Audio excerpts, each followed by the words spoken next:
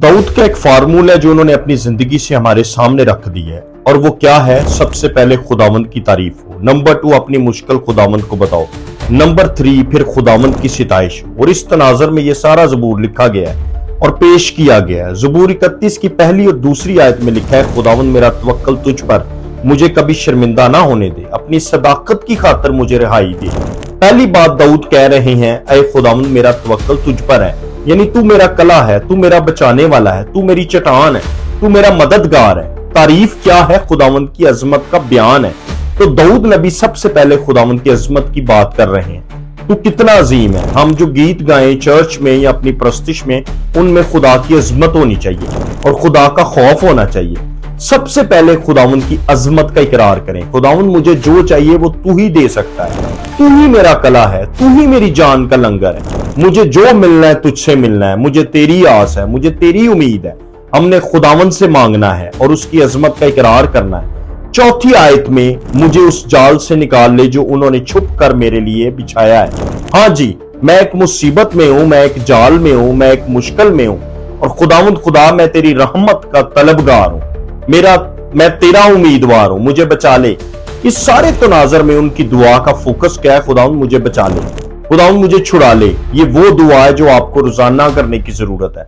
खुदावंद मुझे दुश्मन के फंदों से बचा ले, खुदावंद मुझे मुसीबत से छुड़ा ले, खुदावंद मुझे मुश्किल में से निकाल ले, खुदावंद मुझे बीमारी में से निकाल ले, मुझे आजमाइश में से निकाल ले, और मुझे तू कायम कर और मुझे तू बरकत दे।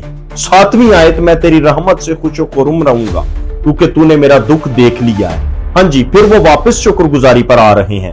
पहले उन्होंने खुदावंद की तारीफ की है और फिर उन्होंने अपना दुख खुदावंद को बताया है, और फिर 7वीं आयत में फिर वो खुदावंद की शुक्रगुजारी कर रहे हैं। तूने मेरी तकलीफ देख ली है, तूने मेरा रोना सुन लिया है, तूने मेरी मुसीबत पे कान लगाया है, तूने मेरी दुआ सुन ली है।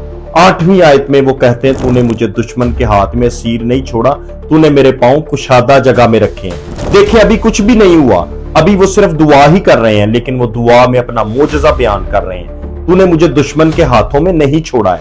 अपने लिए दुआ का ये पॉइंट लिखें, खुदावंद तू मुझे कभी दुश्मन के हाथों में नहीं छोड़ेगा, खुदावंद तू मुझे दुश्मन के हाथों में नहीं रहने देगा, खुदावंद तू मुझे छुड़ा लेगा, खुदावंद तू मुझे बचा लेगा, तू मुझे आजाद करेगा, तू मुझे कायम करेगा, तू मुझे फतह देगा। खुदावंद तू मेरे चेहरा का नूर है, खुदावंद तू मुझे बचाता रहेगा, खुदावंद तू मुझे छुड़ाता रहेगा।